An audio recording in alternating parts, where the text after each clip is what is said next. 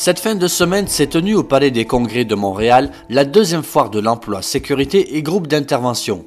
Organisée par le 34e Groupe Brigade du Canada, la foire de l'emploi a regroupé les forces armées canadiennes, mais aussi des organisations comme le SPVM, l'ASQ, le SARS, Sécurité publique Canada, les commissionnaires, Garda World et encore bien d'autres.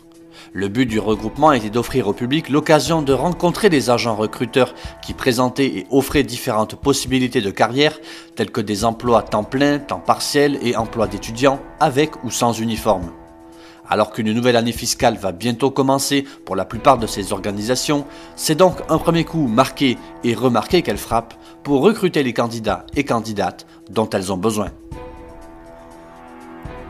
La secrétaire parlementaire du ministre de la Sécurité publique et de la Protection civile, Karen McCrimmon, a annoncé le financement d'un aperçu complet et à jour du mouvement d'extrême droite au Canada.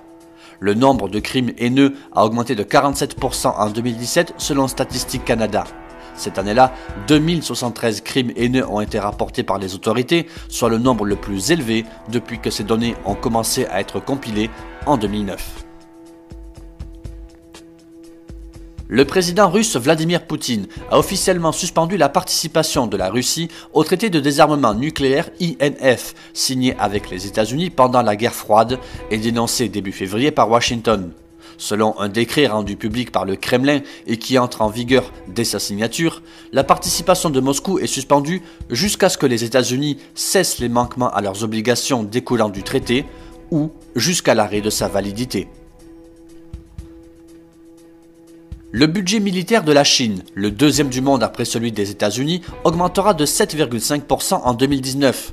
Cette annonce intervient à l'heure où Pékin hausse le ton face aux partisans de l'indépendance sur l'île de Taïwan et où des différends territoriaux, qui ont certes perdu en intensité, subsistent avec ses voisins à mer de Chine méridionale.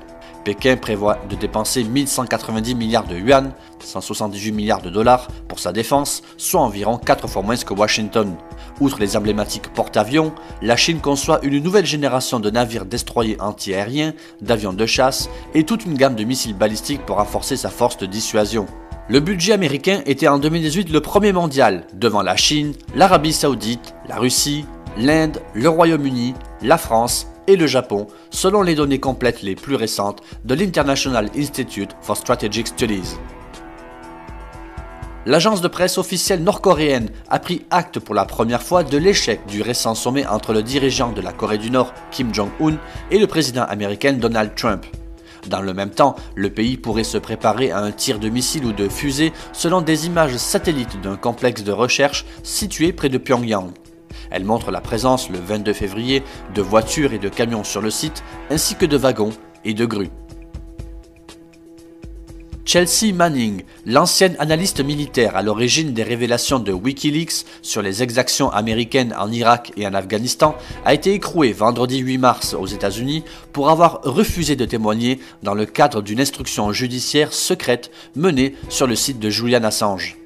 Elle affirme bénéficier d'un droit constitutionnel à ne pas être interrogée par ce grand jury, dont elle dénonce par ailleurs l'opacité des actes de procédure. Et c'était tout un défi logistique de s'y rendre, mais une fois sur place, les troupes du groupe compagnie d'intervention en Arctique ont réalisé cette semaine une belle performance à Resolute Bay et dans ses environs pour l'exercice annuel guerrier nordique. Près de 200 de ses membres se sont en effet déployés dans la région pour participer à un scénario de recherche de morceaux de satellites tombés sur Terre. En ski doux ou bien en ski de fond, les troupes ont cherché sur des kilomètres et des kilomètres les morceaux du satellite. Pour y arriver, la force de réserve a réalisé plusieurs premières de son histoire, dont le déploiement de nouvelles technologies en phase de test, comme des panneaux solaires avec tout ce qu'il faut pour recharger l'équipement du soldat, mais aussi et surtout un largage de conteneurs depuis un CC-130 Hercule. L'opération a été planifiée et exécutée par des réservistes de bout en bout, y compris pour la récupération du matériel et du système de largage. Une belle réussite qui ouvre bien des portes.